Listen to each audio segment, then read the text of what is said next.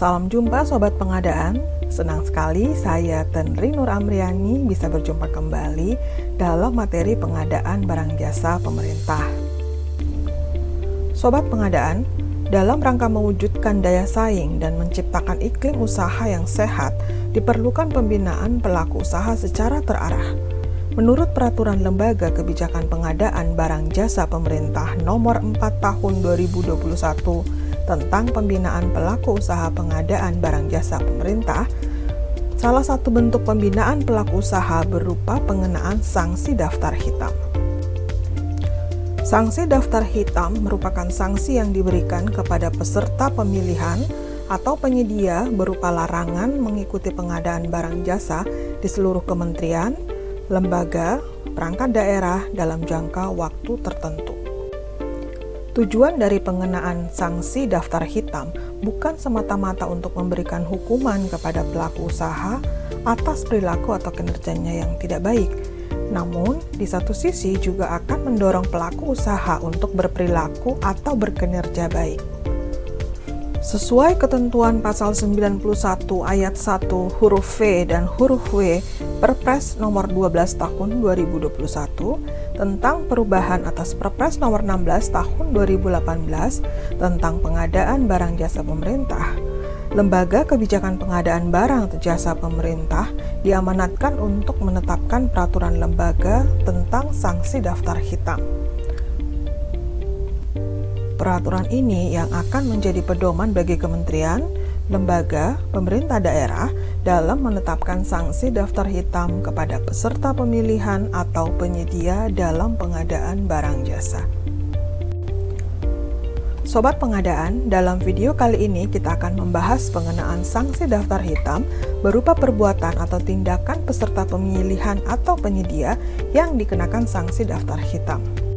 Sobat Pengadaan, peserta pemilihan atau penyedia dikenakan sanksi daftar hitam apabila yang pertama, peserta pemilihan menyampaikan dokumen atau keterangan palsu atau tidak benar untuk memenuhi persyaratan yang ditentukan dalam dokumen pemilihan. Selain itu, peserta pemilihan juga dikenakan sanksi daftar hitam apabila terindikasi melakukan persekongkolan dengan peserta lain untuk mengatur harga penawaran. Peserta pemilihan juga dapat dikenakan sanksi daftar hitam apabila melakukan korupsi, kolusi, dan atau nepotisme dalam pemilihan penyedia. Berikutnya, peserta pemilihan dapat dikenakan sanksi daftar hitam apabila mengundurkan diri dengan alasan yang tidak dapat diterima pejabat pengadaan atau pokja pemilihan atau agen pengadaan. Selanjutnya, peserta pemilihan dapat dikenakan sanksi daftar hitam apabila mengundurkan diri atau tidak menandatangani kontrak katalog. Peserta pemilihan juga dapat dikenakan sanksi daftar hitam apabila pemenang pemilihan mengundurkan diri dengan alasan yang tidak dapat diterima sebelum penandatanganan kontrak. Berikutnya, penyedia dapat dikenakan sanksi daftar hitam apabila penyedia tidak melaksanakan kontrak atau tidak menyelesaikan pekerjaan, atau dilakukan pemutusan kontrak secara sepihak oleh PPK yang disebabkan oleh kesalahan penyedia barang jasa.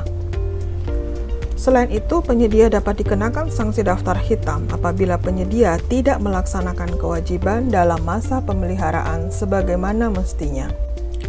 Pengenaan sanksi daftar hitam terhadap peserta pemilihan atau penyedia yang bergabung dalam satu konsorsium atau kerjasama operasi atau kemitraan atau bentuk kerjasama lain mengacu pada perjanjian konsorsium atau kerjasama operasi atau kemitraan atau bentuk kerjasama lain.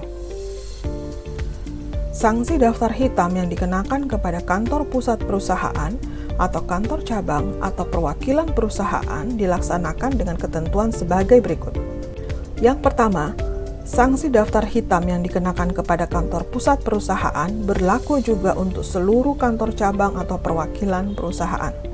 Yang kedua, sanksi daftar hitam yang dikenakan kepada kantor cabang atau perwakilan perusahaan berlaku juga untuk kantor cabang atau perwakilan lainnya dan kantor pusat perusahaan. Yang ketiga, sanksi daftar hitam yang dikenakan kepada perusahaan induk tidak berlaku untuk anak perusahaan. Yang keempat, sanksi daftar hitam yang dikenakan kepada anak perusahaan tidak berlaku untuk perusahaan induk. Sobat pengadaan, ketentuan masa berlaku sanksi daftar hitam yaitu: yang pertama, sanksi daftar hitam berlaku sejak tanggal surat keputusan ditetapkan dan tidak berlaku surut atau non-retroaktif. Yang kedua, penyedia yang terkena sanksi daftar hitam dapat menyelesaikan pekerjaan lain jika kontrak pekerjaan tersebut ditandatangani sebelum pengenaan sanksi. Yang ketiga, peserta pemilihan yang melakukan perbuatan menyampaikan dokumen atau keterangan palsu atau tidak benar untuk memenuhi persyaratan yang ditentukan dalam dokumen pemilihan, terindikasi melakukan persekongkolan dengan peserta lain untuk mengatur harga penawaran, atau terindikasi melakukan korupsi, kolusi, dan atau nepotisme dalam pemilihan penyedia dikenakan sanksi daftar hitam selama 2 tahun. Yang keempat, peserta pemilihan yang melakukan perbuatan mengundurkan diri dengan alasan yang tidak dapat diterima pejabat pengadaan atau pokja pemilihan atau agen pengadaan, atau mengundurkan diri atau tidak menandatangani kontrak katalog dikenakan sanksi daftar hitam selama 1 tahun.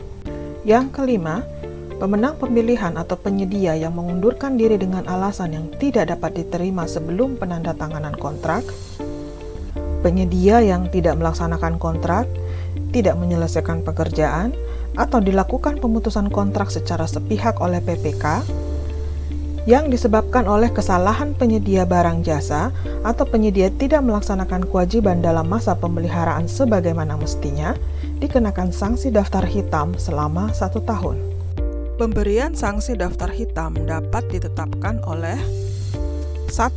Pengguna anggaran atau kuasa pengguna anggaran atas usulan pokja pemilihan atau pejabat pengadaan atau agen pengadaan. 2. PA atau KPA atas usulan PPK atau PA atau KPA yang merangkap sebagai PPK. 3. Kementerian atau lembaga atau Pemda atas usulan pokja pemilihan atau agen pengadaan. Sobat pengadaan, demikian video kita kali ini. Terima kasih atas perhatiannya. Sampai jumpa di video selanjutnya. Salam pengadaan.